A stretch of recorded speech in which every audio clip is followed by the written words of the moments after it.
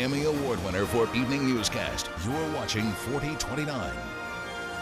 A Fayetteville police sergeant is accused of sexual harassment, lying and driving a cop car after he'd been drinking. Tonight, his punishment.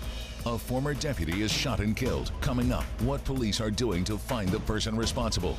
And Fayetteville police are enforcing their warning to Uber drivers. Why those drivers are getting hit with citations. Live, local, late breaking. This is 4029 News at 5. Tonight, investigators are still searching for who murdered a former deputy outside his Crawford County home. 4029's Brett Raines just spoke with the sheriff and tells us that they have any suspects. It's new tonight. David Jackson was found lying in his yard Friday afternoon. The sheriff says he had been shot, but would not say where. They did not find a weapon at the scene. He did suffer from at least one gunshot wound, and it appears that gunshot wound was fatal. The sheriff says they're still searching for any suspects, but he says robbery could have been a motive. It's not uncommon for a burglary in the rural areas during the daytime hours. Jackson was 66 years old. He was a retired Sebastian County deputy.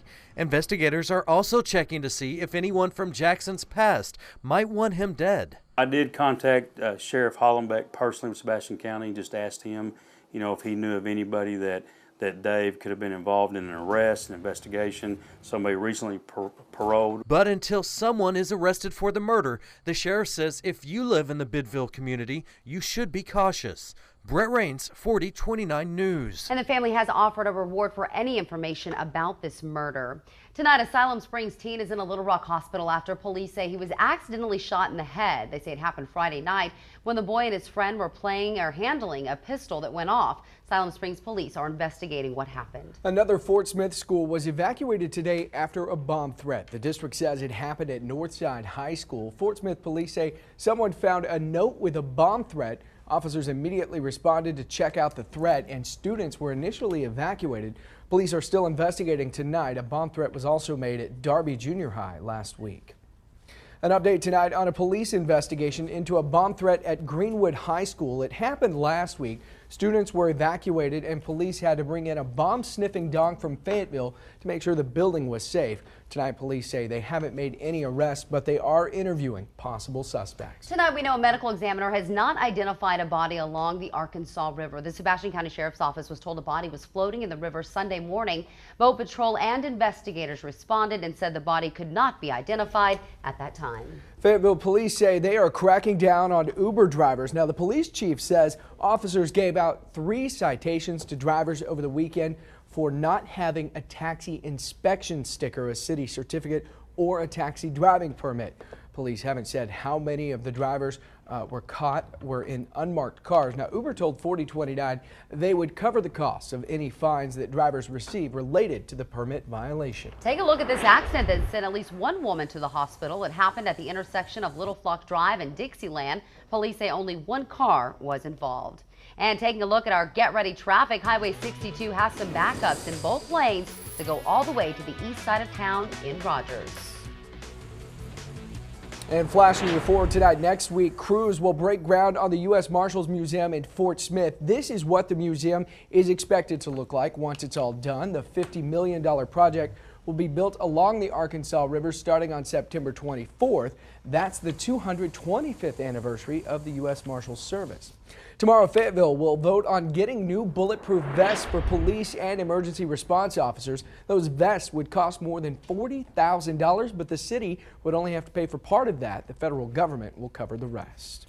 And tonight, you can help raise money to fight breast cancer at Dine Out for a Cure. It's happening at the Movie Lounge in Fort Smith. All proceeds benefit the Susan G. Komen Foundation, so you can listen to live music and enjoy a good dinner, all for a good cause. Hey, we've got some storms off to our northwest right now, and those storms that really right now are in Kansas could be making their way into northwest Arkansas later on this evening. So by 9 p.m., we're going to call it about a 40 to 50% chance of showers and storms across northwest Arkansas, mainly to the north of Fayetteville, but you can see really all of northwest Arkansas has the chance of those showers, especially before midnight. I think for most of us, tomorrow morning we're waking up dry, temperatures in the low to mid 60s. In the River Valley, most of that rain is going to go to your north. We're only going to call it a 20% chance of showers tonight, but there's more chances of rain in the forecast. I'll tell you all about that coming up in a bit.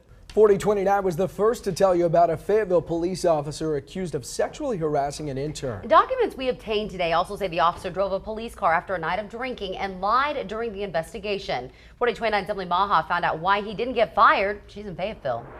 Dominic Swanfeld is a sergeant here at the Fayetteville Police Department. Tonight, he's on suspended leave and won't be getting paid for a month.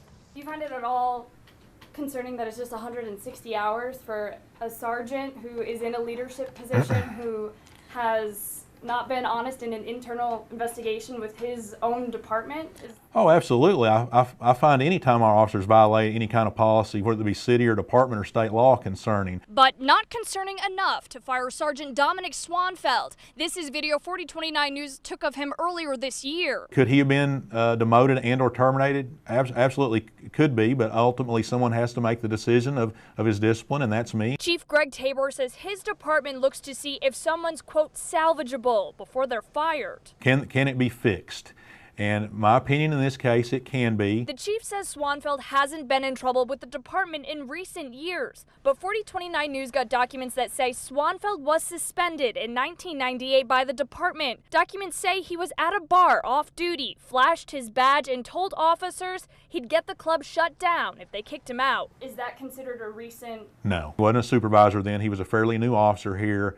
And in those 16 years since then, Swanfeld has been promoted to the role of sergeant in the Special Investigations Unit, a unit he won't be working with ever again. Now he'll be a patrol officer and will never get a promotion with the department. In Fayetteville, Emily Maha, 4029 News. Okay, Emily, now we reached out to the suspended officer today and he did not want to talk. The party where the accusations happened took place at a fraternal order of police party. We reached out to the president. He said he too did not want to talk. Well, today's your last chance to vote early in the Greenwood School District. You can vote on if you want to pay more taxes to build a new freshman center at the district's high school. Here's a look at how some of you have voted so far. There are more than 600 votes and 15 absentee ballots. If you vote yes, you could have to pay an extra $38 to $57 per year. The special election starts tomorrow. And you can head to the polls tomorrow and grab it. Voters will decide if they want to pay more taxes to build a new elementary school in the district. The tax hike would also pay for 6 new classrooms at the high school.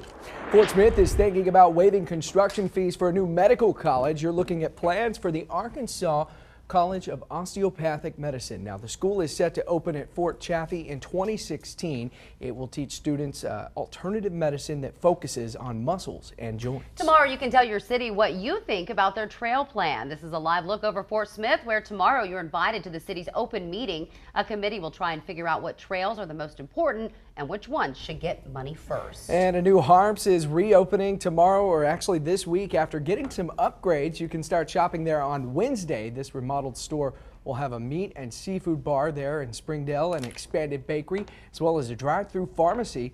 There will also be Dunkin' Donuts, a shop there inside the store with a drive-through. And on Wednesday, Dunkin' Donuts will be giving out free coffee. 24 nations from around the globe are pledging to fight the terrorist group known as ISIS or ISIL. 4029 Sally Kidd is in Washington with what our leaders are doing to fight the threat.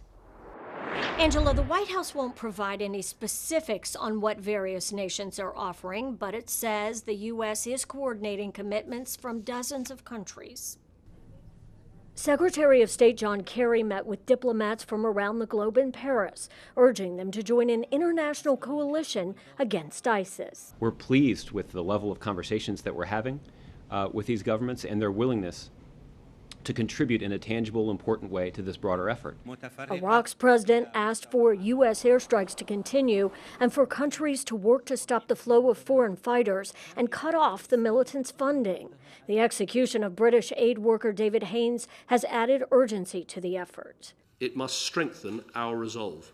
The U.S. won't specify what military support Arab allies are offering, but says so far some 40 nations have signed on to the coalition. The fight of the Iraqi people against terrorism is also our own fight, and we must commit ourselves together. Iran and Syria were not invited to the conference. Iran's supreme leader says he rejected a private request by the U.S. to join the coalition. But the State Department says no such request was made. We are not coordinating with, we do not want to coordinate with, are not planning to coordinate with Iran in any way on Iraq. Period.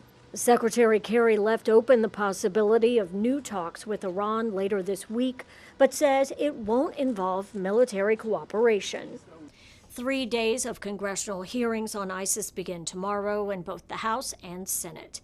In Washington, Sally Kidd, 4029 News. And Friday, Secretary Kerry will chair a meeting of the UN Security Council on Iraq. The issue is also expected to be a focal point of next week's meeting of the UN General Assembly. Happening now, you're looking live at a stretch of Main Street in Greenwood that's closed for construction. Now, the city wants to repair some potholes and cracks on the roads. The project starts at Main Street and continues up to the city limits near Meadowbrooks Road.